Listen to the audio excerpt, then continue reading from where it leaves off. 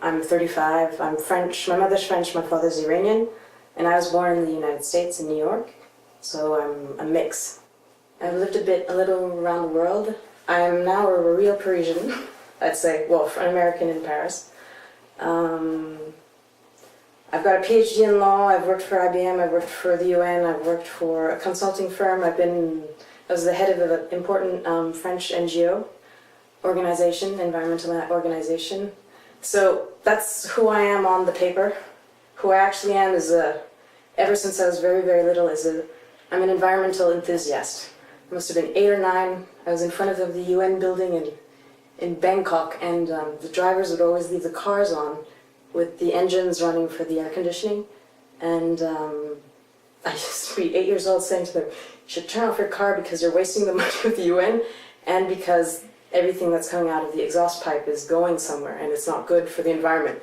And I remember these guys would just like look at me and laugh and saying, who's this little girl? And this was back in 1980, what, it was in 1984, so it was a long time ago. If you give me any object, I'm going to see it in multiple different ways. You give me a cork, a champagne cork, I'm going to turn it into a doorknob. You give me I see a broken mirror on the street, I'm going to transform it into something. It's always how, for people usually look at something in a very linear manner and it's going to be a problem. And I'm just going to see the thing and I'm going to go, whoa, solutions. And it's just going to be the diversity. I'm very much I believe in diversity. And when people get stuck on something, it's just like, what I love to do is just say, look, and lift your head up and look at the horizon. And the horizon, there's so much more. Don't concentrate on the problem, just look up. And when you look out, you see everything. So it can be like, and that's sort of when we'll walk through the house, is what you'll see is that everything is secondhand or transformed or given a second life. It's not waste. So nothing is negative. Everything has a positive side to it. And like this I found in the street, and I'm going to take this and the kickstand and take different elements to add onto my bikes that are downstairs. So yeah.